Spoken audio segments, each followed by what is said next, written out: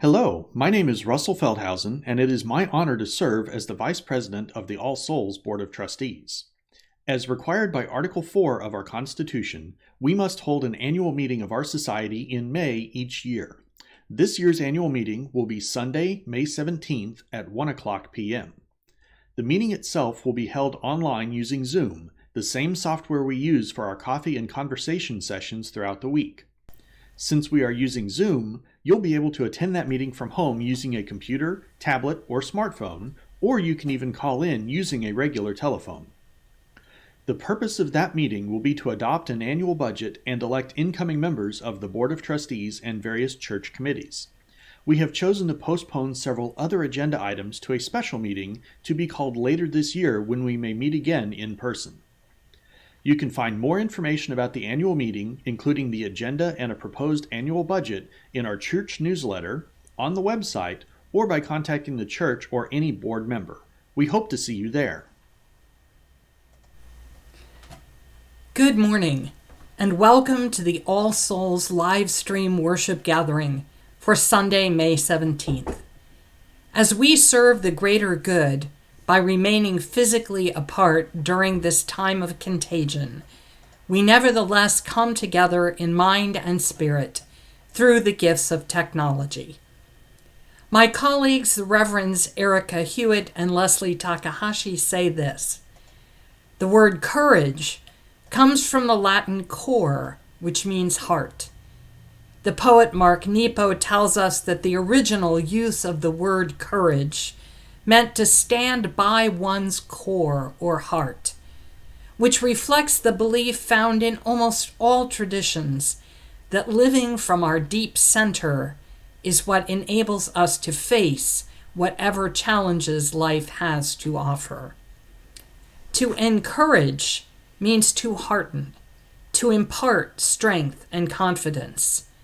This is our work as a religious community: to encourage one another, to be bold in engaging the world around us as well as what scares us internally, to give one another the confidence and heart to live as fully as possible. Today, with hearts filled, more full perhaps than we believe we can bear, with grief and fear and disgust, with longing for better news and better days and a better way, we come to this community to affirm our relationships with one another, to recognize our capacity and connective power, to give and receive encouragement, and to once again accept our responsibility to be bold and brave together. We come to be assured that all we have ever loved and all that we have ever been stands with us here on the brink of all that we aspire to create, so that we might weave a deeper peace, a larger love, a more embracing hope, a deeper joy in this life we share. We light this chalice, symbol of all that we are and all that we have done together and all that we will be as our shared ministry unfolds here in this space beyond our walls.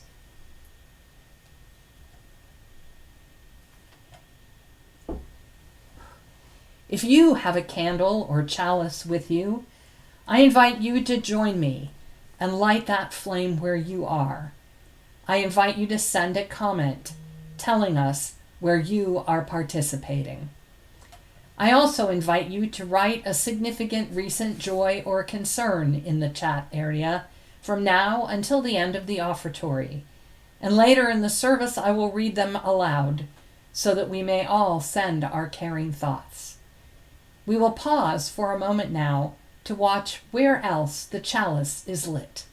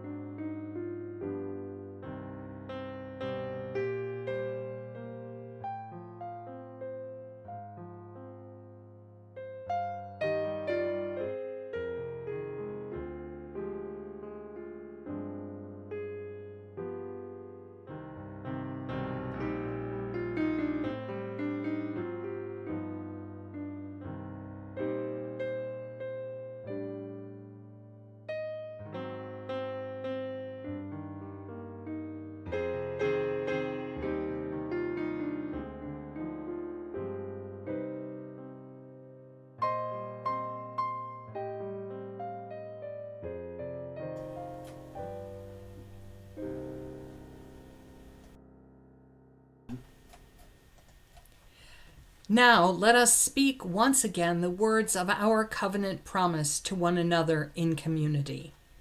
Together we affirm, goodwill is the spirit of this church, and service is its law.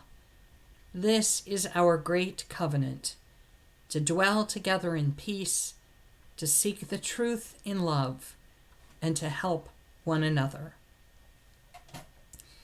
The hymn, Arise, All Souls, was composed in celebration of the 150th anniversary of the founding of this congregation.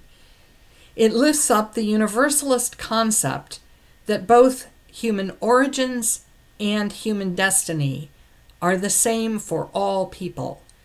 There are no special or chosen groups. We meet the challenges of the past and the future together. We sing it today in honor of our annual congregational meeting this afternoon as we prepare for the unknowns of the coming year.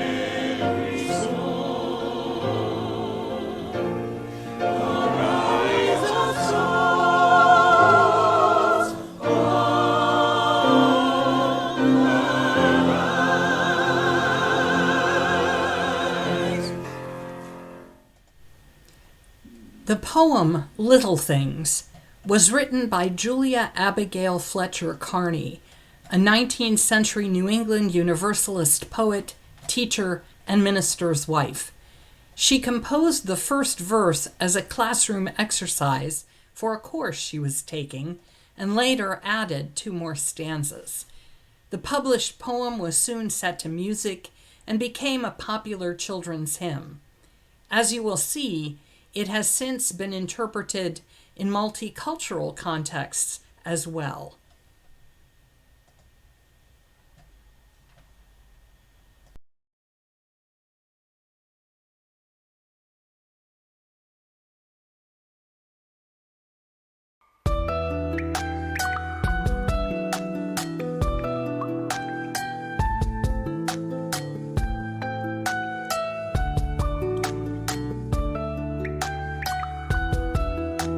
Little drops of water, little grains of sand, make the mighty ocean and the pleasant land.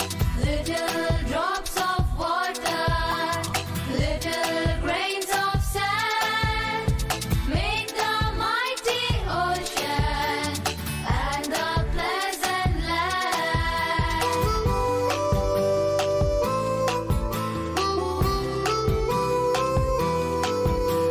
Little deeds of kindness, little words of love, make this earth an Eden, like the heaven above.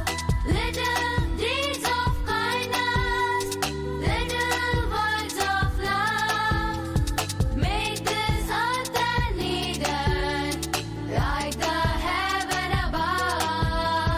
Little drops of water, little grains of sand, make the mighty ocean and the pleasant land.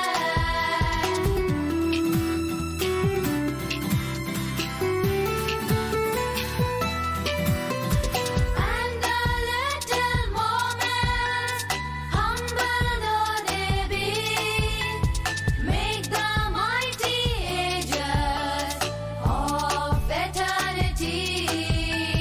And the little moments, humble though they be, make the mighty ages of eternity. Little drops of water, little grains of sand, make the mighty ocean and the pleasant land. Little drops of water, little grains of sand, make the mighty ocean and the pleasant land.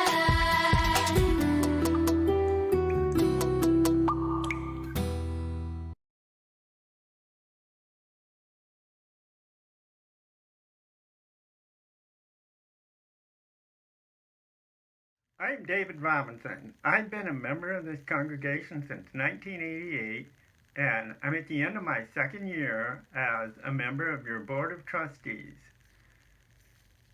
As a nation and as a congregation, we're going to have to figure out how to embrace our democratic principles. I'm proud that this congregation can serve as an example. This is our community. We are facing one of the greatest challenges we've ever had to face. We have a lot of camps we don't like. We can't get together. We can't mingle in our lobby searching out familiar faces. We can't hug. We can't kiss. And so on. Can't have an in-person annual meeting. But here we are on Zoom, where we can visit with one another, keeping our safe distances. Using our technology, we can share information and interact as a congregation. We can come together from a distance, even to conduct our most important annual meeting of the year this afternoon. we can continue to support our congregation. The offering will now be given and gratefully received.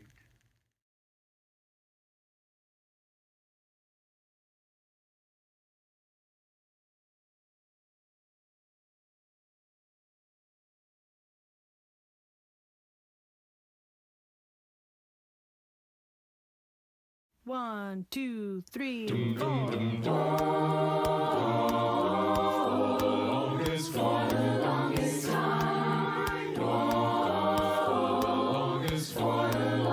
I have been at home in quarantine, stopping spread of COVID-19.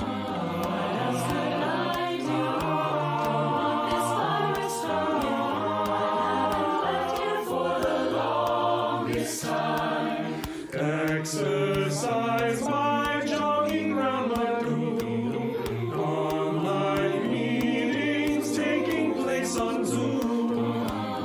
This is safer, out of toilet paper, now left here for the longest time. Longest for the longest time. Longest for the longest. Teachers try to teach their kids online. Somehow this needs twice as much prep time. Self-isolation is how we help our nation. Now left here for the longest time. Maybe this won't last very long. There's no end in sight. Maybe I've been hoping too long. But we've done this long, and the curve's getting flatter. If you choose to venture out today, stay at least 2 meters away. Can't take no chances in certain circumstances. We'll be out for the longest time.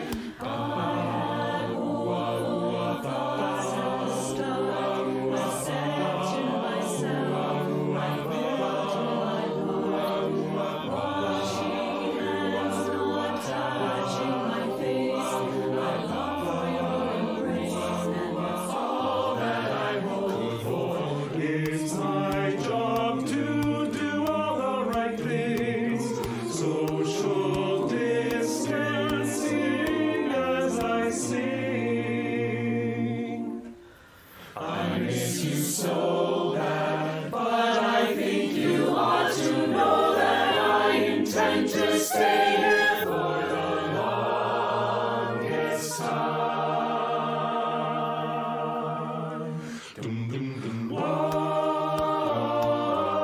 Longest for the longest time. Longest for the longest time. Longest for the longest time. Longest for the longest time.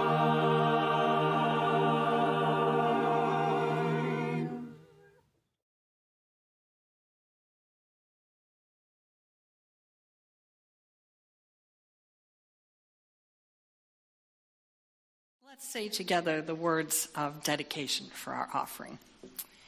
We dedicate our offerings and our actions to the mission at the heart of this congregation, to build a respectful, caring community, to inspire personal and spiritual growth, and to create change toward a just and compassionate society.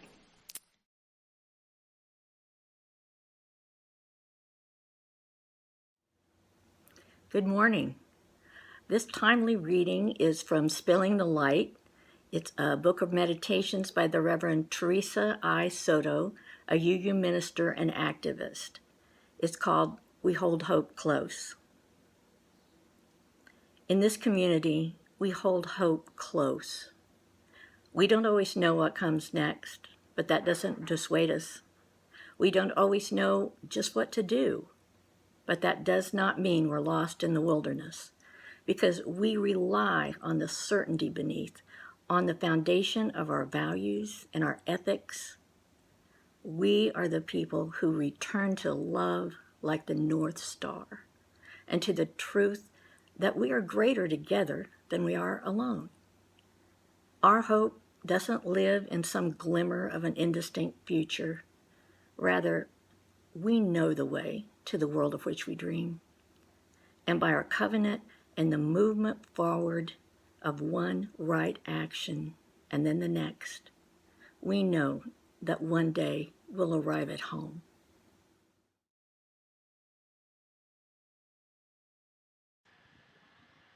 What You Have to Do by Elena Mikhalkova.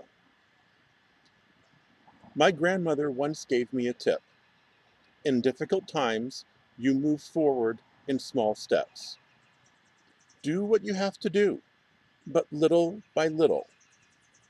Don't think about the future or what may happen tomorrow. Wash the dishes.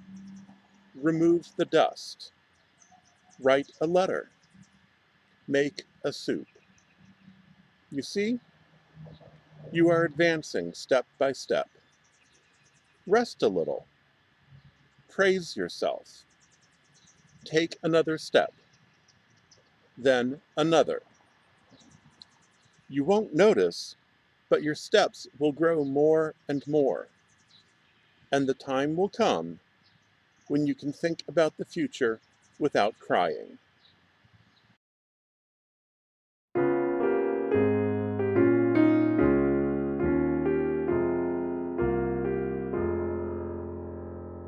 Step by step, the longest march can be won, can be won. Many stones can form an arch, singly none, singly none. And by union what we will can be accomplished still. Drops of water turn a mill, singly none, singly none.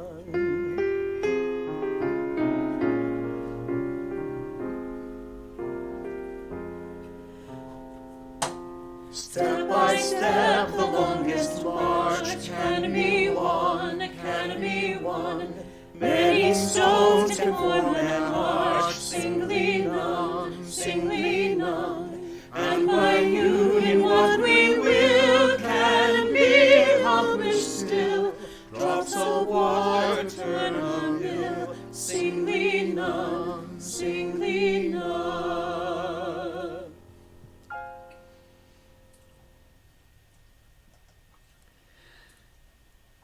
From a message issued earlier this week by UUA President Reverend Susan Frederick Gray. Over the past several weeks, the UUA has consulted with multiple public health officials in order to update the guidance we provided on March 12th, recommending that congregations stop gathering in person. Based on advice from experts who consistently predict a long trajectory for this pandemic, we continue to recommend that our congregations not gather in person. We also recommend that congregations begin planning for virtual operations through next year, through the end of May 2021. Religious gatherings are considered highly contagious events. The act of singing, the familiarity of people across households, the multi-generational community of children, youth, adults, and seniors. The very things that make our congregations so special also create more risk for spreading the virus. A majority of our congregational members, leaders, and staff members are in one of a variety of high-risk categories. Our care for the well-being and safety of our members and staff must be a priority in this pandemic. In making our recommendations, we are guided by science and our deepest values. This pandemic teaches us that our actions directly affect the health and well-being of our neighbors. As COVID-19 disproportionately impacts people with disabilities, Black people, Indigenous communities, Latinx people, the elderly, and essential workers, a majority of whom are women, especially women of color, religious communities have a moral responsibility to do all we can to increase safety for those who are already at such high risk. Public health officials are clear. There will need to be multiple weeks of reduction in infections, adequate testing, sufficient personal protective equipment available, contact tracing programs, and perhaps even a vaccine before it will be safe for many of our congregations to fully gather in person again. We hope that a vaccine or an effective treatment will be found soon to change this timeline we are recommending. In the meantime, being able to plan the longer horizon of virtual services offers an opportunity to be creative in providing life-giving, essential ministry across physical distance. I know that adjusting to this new reality is heartbreaking. I also believe congregations who continue to lean into their mission and ministry will find ways to thrive in this time. Ministry is so deeply needed, as is moral leadership rooted in community care and in science. May we all keep offering this to our communities. It is indeed both heartbreaking and hard to wrap your mind around. Unitarian Universalism is not a hierarchical authoritarian movement, and neither the president of the association nor any collection of people in Boston can tell our congregations throughout the country what we can or cannot do. We make those decisions for ourselves. Yet our denominational leadership exists precisely to curate the most expert wisdom available and to offer considered advice about best practices so that we need not reinvent every wheel at the local level. If I had any sensible reason to resist the UUA's advice, I would not hesitate to do so. But in this case, it only serves to reinforce what I myself already believe, even though it makes me sad. I also believe that our congregational leadership, both the Board of Trustees and the staff, are in agreement as well. None of us wants to gratify our impulse to be together as long as it means gambling with the lives and health of our vulnerable fellow members and neighbors. Like much of the nation, we here in Kansas City may not yet have seen the peak of coronavirus cases or the maximum stress on our healthcare systems. It looks to me as though caution has resulted in prevention, which has given us time for preparation, which is extremely helpful. But this does not mean we are out of the woods yet, nor is this the time to be throwing caution to the winds. Might I offer here a brief digression concerning the difference between caution and fear? Plato says that the essence of courage is to be afraid of the things it is proper to be afraid of, which for him is loss of one's integrity. If you are indeed afraid of that, he says, then you will have the right kind of courage in various situations of danger. To be cautious in dealing with something as unknown and lethal as this virus is not to live in fear. It is, as our UU sources suggest, to heed the guidance of reason and the results of science. I don't know about you, but I have certainly experienced moments of fear in the past 3 months. Fear for myself, fear for my country, fear for people who are dear to me. But it is not fear that keeps me home and urges me to wear a mask and wash my hands. That is caution. And here is the difference. Caution has a payoff. Fear seldom does. The panicky adrenaline of fear may get you away from the pursuit of the saber-toothed tiger in the woods, but it is caution that teaches us to look both ways before we cross the street. And the absence of caution is not courage, it is folly. No doubt each of us has our foolish moments as individuals, because we are human, but we often count on our collective institutions to be wiser than we are alone, even if that means staying apart when a deadly contagion is abroad in the land. And so, All Souls will be planning for the coming program year to be largely virtual church, as we have been doing for the past 2 months. Let me remind you that we did this pivot on a screeching halt dime back in March.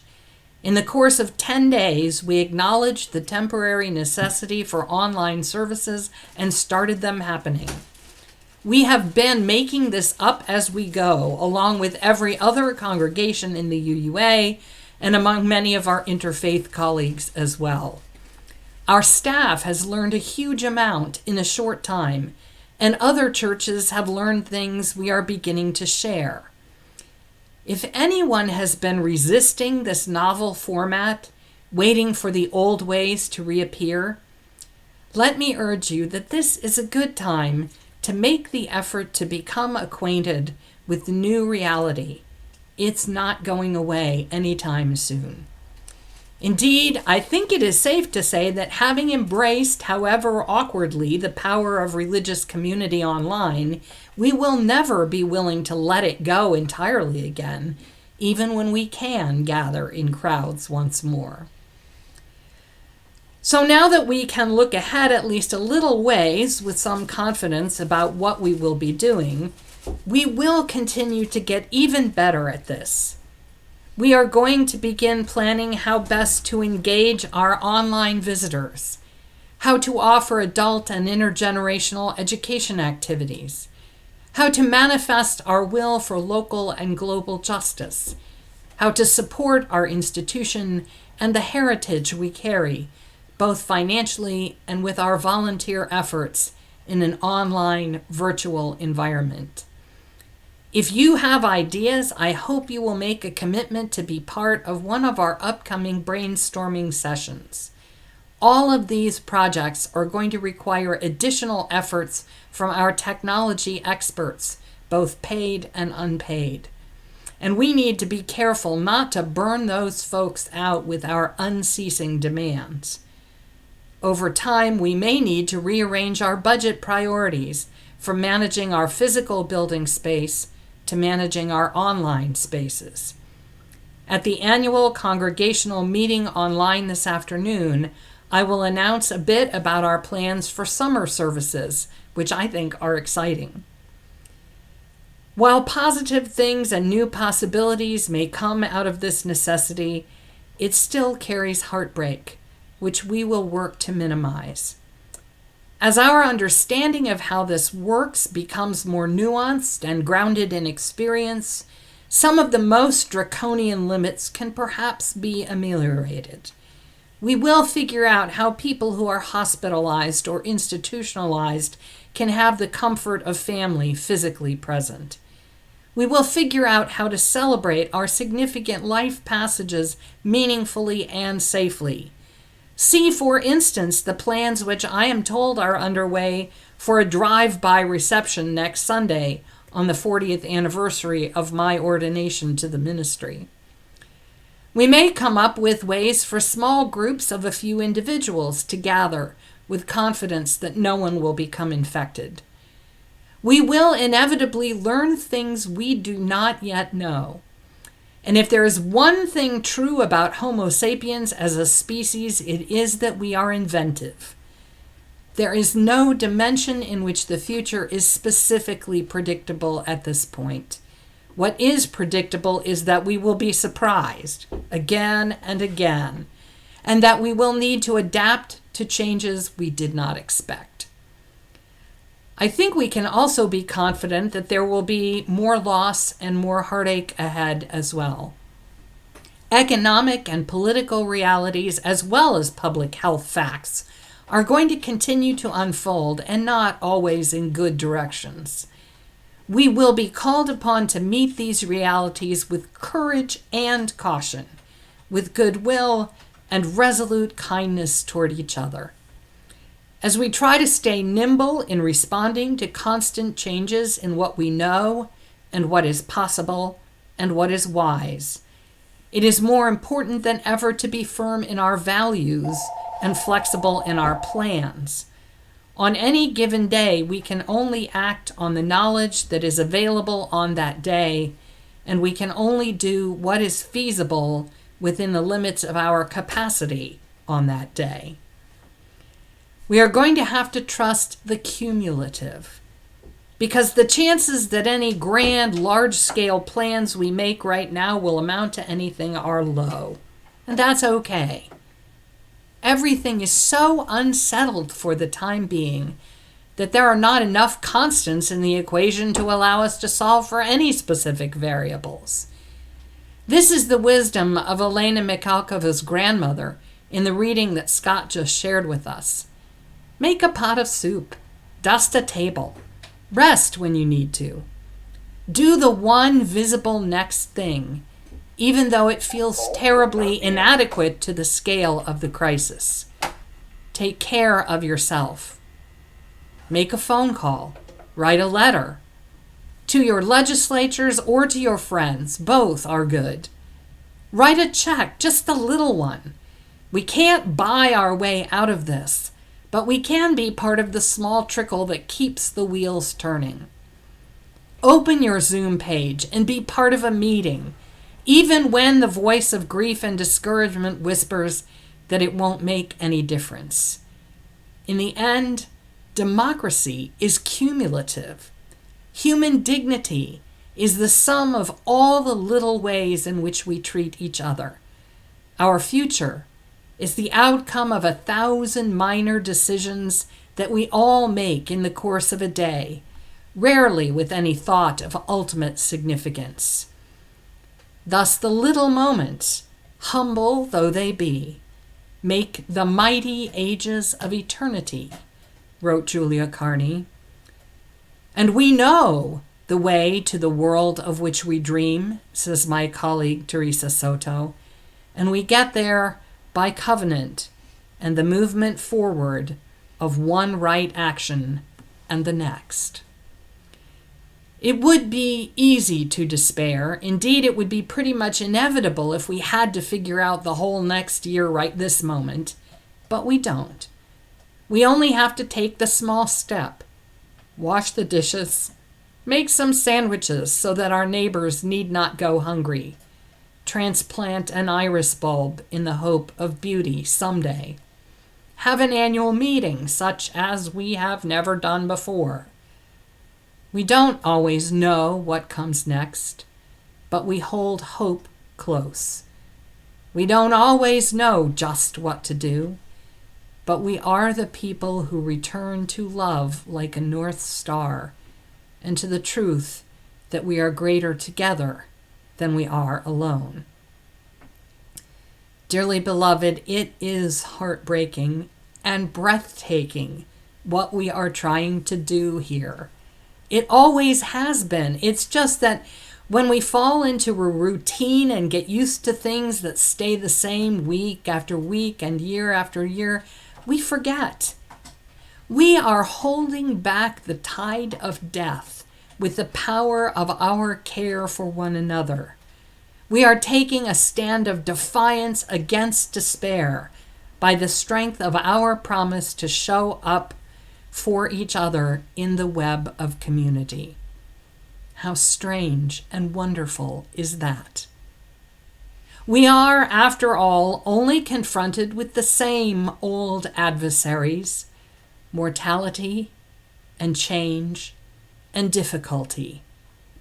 The answer to that familiar trio is no different than it ever was. little deeds of kindness, little words of love, holding hope close, moving forward with the next right action, weaving the web of hope with the thread that is in our hands today. Our covenant promises of goodwill and service were never intended only for fine days and easy times. They were meant to hold us in moments like this, when things look like they are falling apart, and they probably are. When only the smallest, simplest steps even seem possible, just to keep the peace with each other, to try in the most loving ways possible to figure out what is true, and to do what we can to help other people make it through this, to be of service, to move from moment to moment in a spirit of goodwill. You know, people who don't know us well sometimes say that we don't really believe anything. They think these covenant promises of ours are too small to be guidance in adversity, to be the anchors of faith. I say, we'll see. Now, if ever, we will see how we connect from the deep center to give each other heart and courage, to take one more next step until the time comes when we think about the future without crying, but with hope and vision. For the time being, little deeds of kindness, little words of love, little steps forward into something new, the shape of which we cannot yet know. It's not the journey we asked for or that we expected. It's probably not one that we would have chosen, but it's the journey we are on together these days. How and where it will end, we are not given to see, much as we like to think that we know things and are in control. So let us exercise our best courage and our best caution, as together we create a future for ourselves, for our congregation, our community, our world, one next step at a time. For this moment, let us lift up our voices in shared song.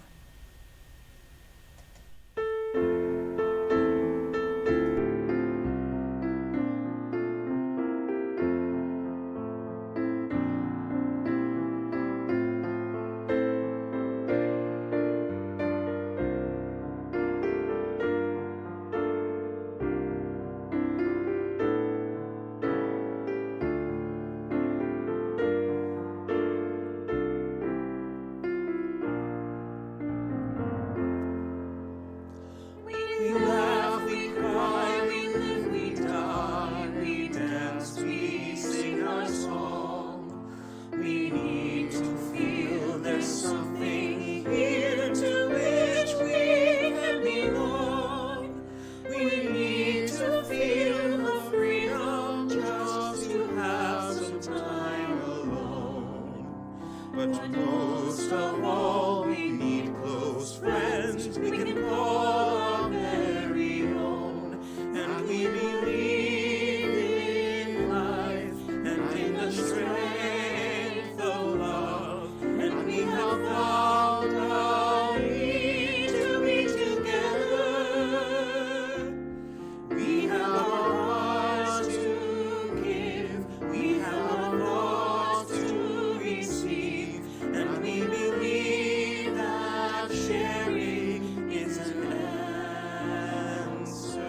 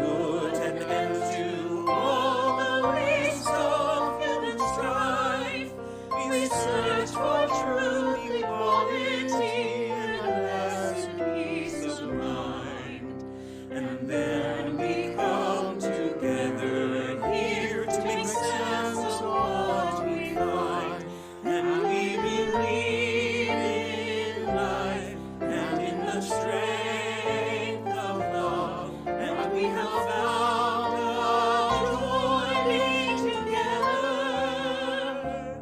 And in our search for peace, we will finally see, needed to question truly is an answer.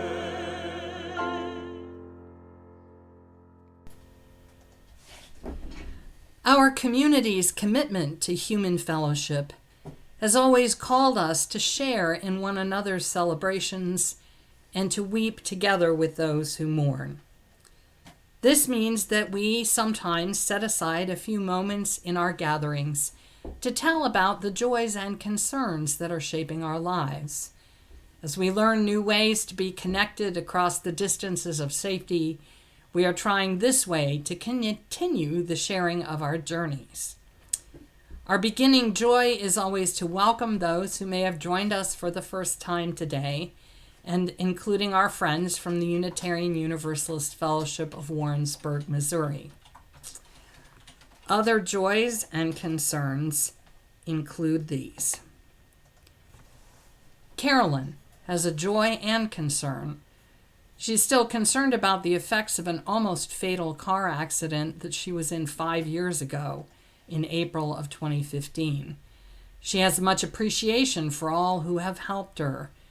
Barbara, who saw her wrecked car, and she and Ruth tracked down the hospital and spent the first night with Carolyn. They and other All-Soulers continued to be a big help to her, and very importantly, about 3 years ago, B came to visit her and told her she needed a caregiver, a role that he still plays. Max has a concern. On Monday, April 27th, her mother-in-law passed away. Please keep her and Byron and their family in your thoughts. Joyce has a joy.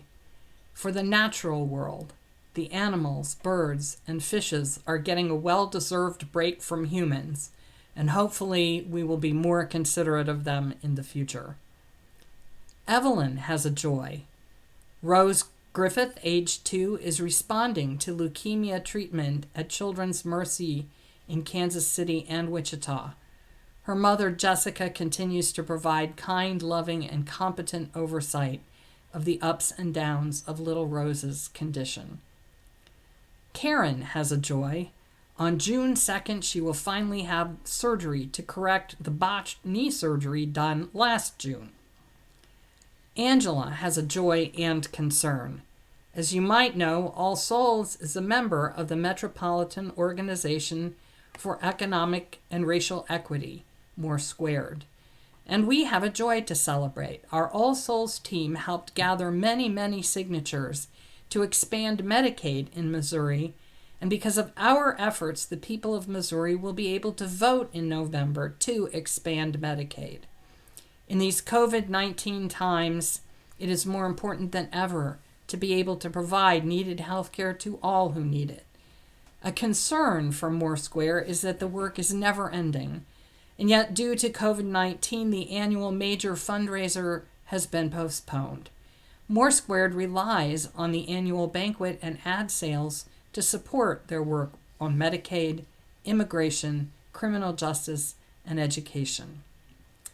We have a concern for our friend Luann, who is confined to her room for 12 more days of quarantine. She would appreciate calls and messages. Richard has a joy that he was finally successfully able to file for unemployment and is receiving benefits next week. Don has a joy that he remains healthy and has the means to meet his expenses, recognizing that many do not. Ruth has a joy that she has moved from a big boot on her foot to a much lighter brace, at least part of the time, to deal with her broken ankle.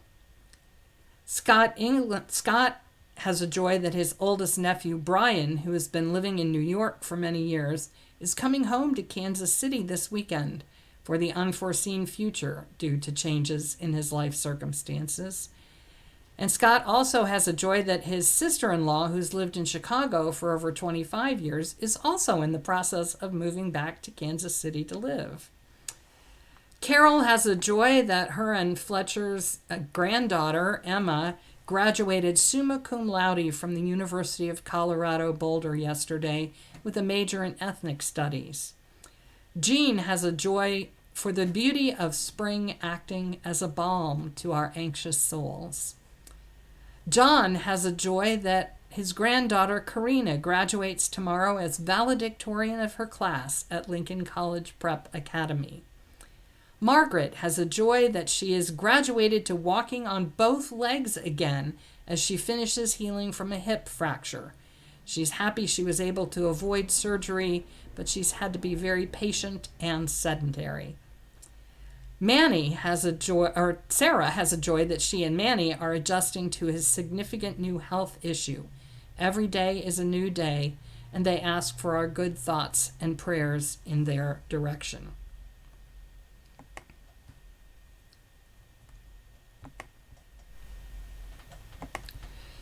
In addition to these, we recognize the many joys and sorrows, outreachings of the Spirit that abide unspoken within our hearts. And I invite you now to join me in speaking the words of response adapted from Dorothy Day and Norman Cousins that will appear on your screen. People say, "What is the sense of our small effort?" They cannot see that we must lay one brick at a time, take one step at a time. A pebble cast into a pond causes ripples that spread in all directions. Each one of our thoughts, words, and deeds is like that. Together we share the quest for a society of the whole equal to our needs, in which we need not live beneath our moral capacity, in which justice has a life of its own. We are single cells in a body of 7 billion cells. That body is humankind. Now we extinguish this flame, but not the light of truth, the warmth of community, however distant, or the fire of commitment. For all these we carry in our minds and hearts until the time shall come when we are together again. Let's join in our closing song.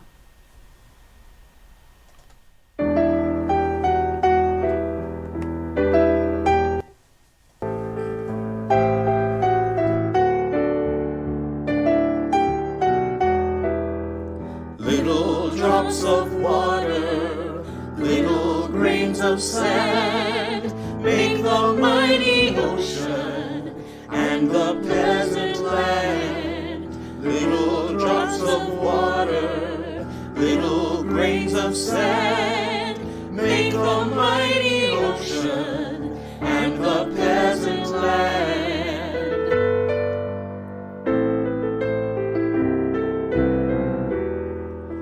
Little deeds of kindness, little words of love, make this earth an Eden, like the heaven above.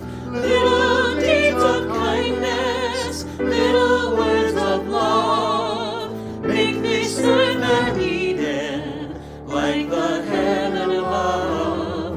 Little drops of water, little grains of sand, make the mighty ocean and the pleasant land.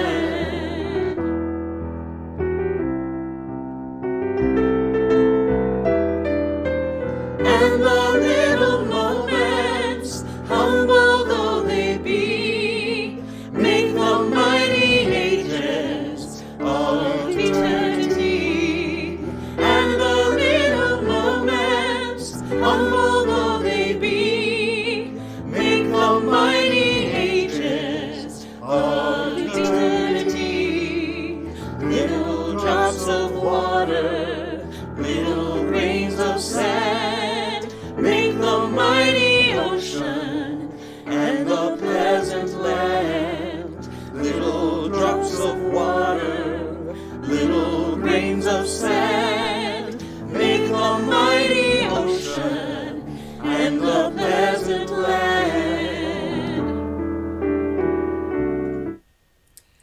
thank you for being part of our online worship today. We invite you now to take part in our virtual coffee hour by following the directions on screen or connecting through our webpage. If you are a voting member, please don't forget to Zoom into our annual congregational meeting starting in a little while at 1 o'clock. I invite everyone also to join us next week when I will celebrate the 40th anniversary of my ordination to the Unitarian Universalist ministry, with messages from several special guests. It would be lovely to see you there. And please, everyone, stay safe and be well this week.